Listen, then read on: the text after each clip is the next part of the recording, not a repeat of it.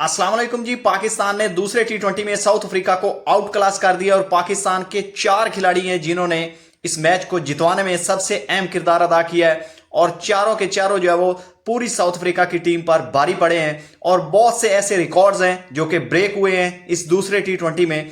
और तीसरे टी20 की पाकिस्तान की प्लेइंग 11 क्या होने वाली है। एक तब्दीली के हवाले से खबर आ रही है कि पाकिस्तान अपनी प्लेइंग 11 में एक तब्दीली करने जा रहा है। कौन सी तब्दीली है, क्या प्लेइंग 11 होगी, सारी डिटेल आपसे शेयर करेंगे और कौन से रिकॉर्ड पाकिस्तान ने ब्रेक किए हैं वो भी आपको इस वीडियो में बताएंगे।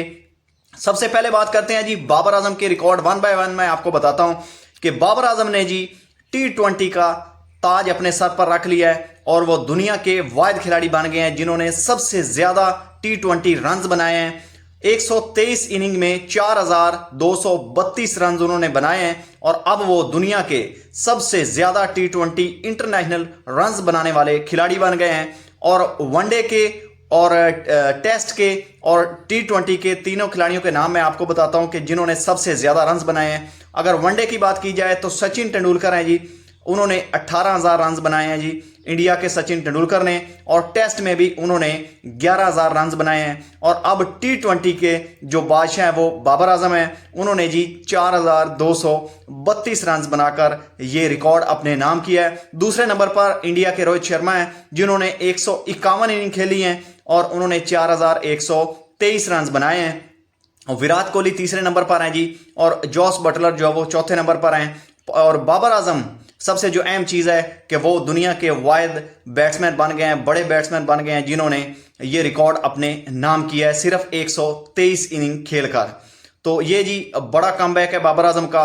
उन्होंने आते ही लाहौर में जब वो आउट हुए साहिबजादा फरहान, तो जैसे शोर हुआ और उसके बाद फिर वर्नर फिलेंडर जो कि साबिक फास्ट बॉलर हैं साउथ अफ्रीका के, वो कमेंट्री कर रहे थे। उन्होंने कहा कि मैंने अपनी ज़िंदगी में ये पहली बार देखा है कि होम क्राउड में अगर कोई प्लेयर जो है वो होम टीम का आउट हो रहा है और क्राउड जो है वो शोर मचा रहा है और खुश हो रहा है कि ये प्लेयर आउट हुआ है और आगे बाबर आजम जो है वो बैटिंग करने आ रहे हैं। इतना क्रेज़ मैंने आज तक किसी खिलाड़ी का नहीं देखा। जब यानी कि कोई खिलाड़ी अगर ग्राउंड में आ रहा हो और एक विकेट गिर रही हो होम ग्राउंड की और होम क्राउड की, तो होम क्राउड जो है वो ऐसे शोर मचा रहा हो, ये मनाजर जो है मैंने हैरान कुन थे और पहली बार देखे हैं। तो जब बाबर आजम आए तो उन्होंने जैसे आते ही पहली बॉल पर कॉर्बन बॉश की बॉल पर जब कवर ड्राइव मारी है तो उसने 4 चांद लगा दिए और क्राउड का शोर जो है वो देखने वाला था, जोशो खरोश देखने वाला था। और बाबर आजम ने भी एक यानी कि छोटी इनिंग थी लेकिन अपना जो है वो रिकॉर्ड उन्होंने अपने नाम किया और नॉट आउट हो गए हैं। इसके बाद फिर बात करते हैं जी साइम अयूब की। साइम अयूब जो है वो कमाल इनिंग उन्होंने खेली है, उनका भी ये कमबैक है क्योंकि पहले आपको पता है कि वो जब भी उनको ओपनिंग में भेजा जा रहा था तो 6 इनिंग में एशिया कप में उन्होंने 4 जो वो डक उनके नाम थी।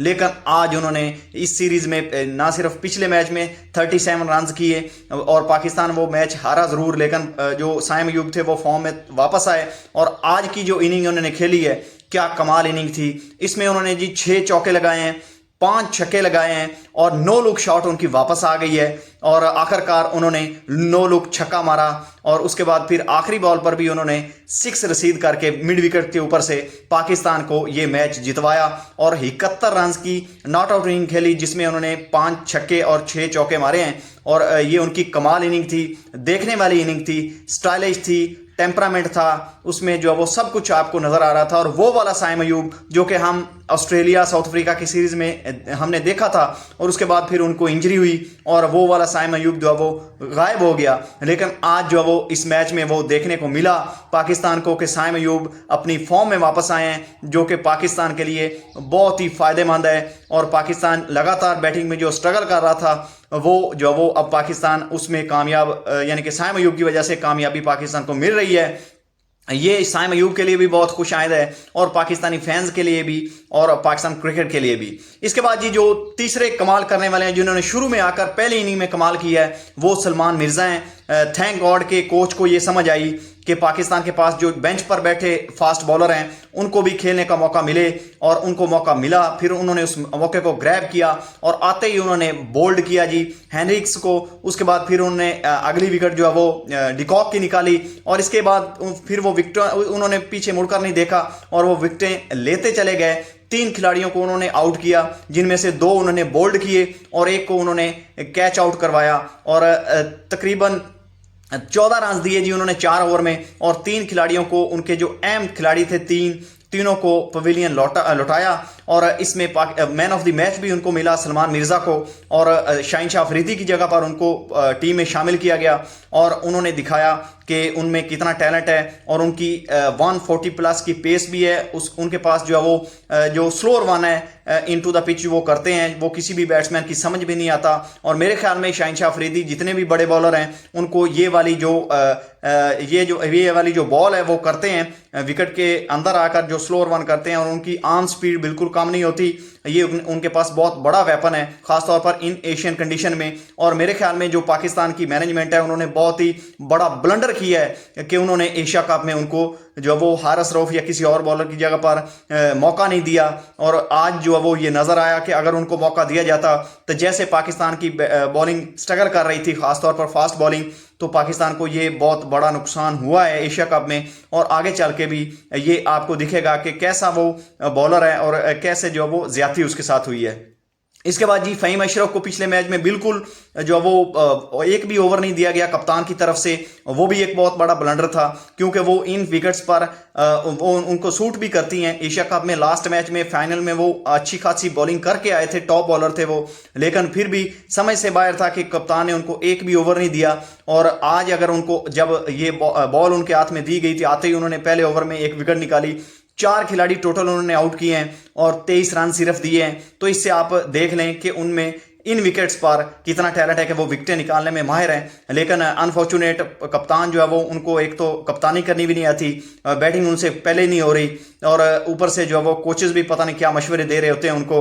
तो ये जी बहुत एक अच्छा साइन है कि ये कप्तान को समझ आई और उनको पता चला कि मेरे जो ख़ास वेपन है वो कौन से हैं, और उन्होंने सही तरीके से सही यूज़ किए और पाकिस्तान को ये जीत मिली। तो सबसे जो अहम चीज़ है वो साइम अयूब का फॉर्म में वापस आना है, जो कि प्लस पॉइंट है। और इसके अलावा सलमान मिर्ज़ा की जो एंट्री करवाई गई है वो अब उनको कंटिन्यू करना चाहिए, उनको लगातार मौके मिलने चाहिए। नसीम शाह ने भी अच्छी बॉलिंग की है, लेकिन जो सलमान मिर्ज़ा हैं ख़ास तौर पर उनको जो वो मौके लगातार दिए जाने चाहिए, क्योंकि वो एक परफॉर्मर हैं। पहले भी वो जब पहली सीरीज़ उनकी डेब्यू सीरीज़ थी जो पाकिस्तान ने टूर किया था बांग्लादेश का, हालांकि वहाँ पर पाकिस्तान को उस सीरीज़ में शिकस्त ज़रूर हुई थी, लेकिन टॉप विकेट टेकर थे वहाँ पर, डेड विकेट्स पर सलमान मिर्ज़ा। तो आज फिर जब उनको मौका मिला तो उन्होंने दिखाया कि मैं जो वो दम खम रखता हूँ और मुझे जो वो लगातार मौके देने चाहिए और पाकिस्तान को वो जीत दिलवा सकते हैं। तो इसके अलावा जी पाकिस्तान की आज जो वो तीसरे फाइनल मैच में प्लेइंग 11 क्या होने वाली है, एक चेंज के हवाले से बात हो रही है, वो मैं आपको बताता हूं, और पूरी प्लेइंग 11 भी आपको बताता हूं, क्योंकि आज फाइनल मैच है लाहौर में 8 बजे, उसी टाइम पर ये मैच खेला जाएगा। और इस फाइनल मैच में जो टीम जीतेगी वो सीरीज अपने नाम करेगी, क्योंकि ये 3 मैचों की सीरीज है। पहला मैच साउथ अफ्रीका ने जीता है पिंडी में, और दूसरा मैच रात गए पाकिस्तान ने साउथ अफ्रीका को आउट क्लास किया है। तो अगर प्लेइंग 11 की बात की जाए तो आपकी ओपनिंग जो है वो साइम अयूब और साहिबजादा फरहानी रहेंगे, और नंबर 3 पर बाबर आजम आएंगे, नंबर 4 पर जी सलमान अली यागा, क्योंकि वो कैप्टन है और वो ज़रूर खेलेंगे। नंबर जो 5 की पोजीशन है वो हसन नवाज़ की है, हसन नवाज़ आएंगे। नंबर 6 पर जी उस्मान खान है, नंबर 7 पर मोहम्मद नवाज़ हैं, और नंबर 8 पर जी फ़हीम अशरफ, नंबर 9 पर जी नसीम शाह की जगह पर यह खबर आ रही है कि हो सकता है कि पाकिस्तान वसीम जूनियर को जो वो एंट्री दिलाए, जैसे सलमान मिर्ज़ा को चांस मिला है और उन्होंने परफॉर्म किया है। और ख़बर ये आ रही है कि हो सकता है कि नसीम शाह को रेस्ट करवाकर या ड्रॉप करके वसीम जूनियर को पाकिस्तान की प्लेइंग 11 में शामिल किए जाने का इम्कान है। और ये अभी तक डिसाइड नहीं हुआ, लेकिन इसके बारे में खबर आ रही है कि वसीम जूनियर को भी चांस मिल सकता है। और उसके बाद फिर सलमान मिर्ज़ा हैं जी, और पाकिस्तान के जो एक इकलौते स्पिनर अबरार अहमद, वो इस फाइनल मैच में जो वो खेलेंगे। ये पाकिस्तान की फाइनल 11 होगी, जो कि आज के मैच में साउथ अफ्रीका के खिलाफ खेलेगी। और इंशाल्लाह ये मैच जो वो पाकिस्तान जीतेगा और ये सीरीज भी नाम करेगा। तो दोस्तों, वीडियो अच्छी लगी तो वीडियो को लाइक जरूर कीजिएगा। चैनल पर पहली बार आए, चैनल को सब्सक्राइब करके अपने दोस्तों के साथ वीडियो को शेयर भी कीजिएगा। मिलते हैं नेक्स्ट वीडियो में, तब तक के लिए अपना भी ख्याल रखिएगा और इस चैनल का भी। अल्लाह हाफिज।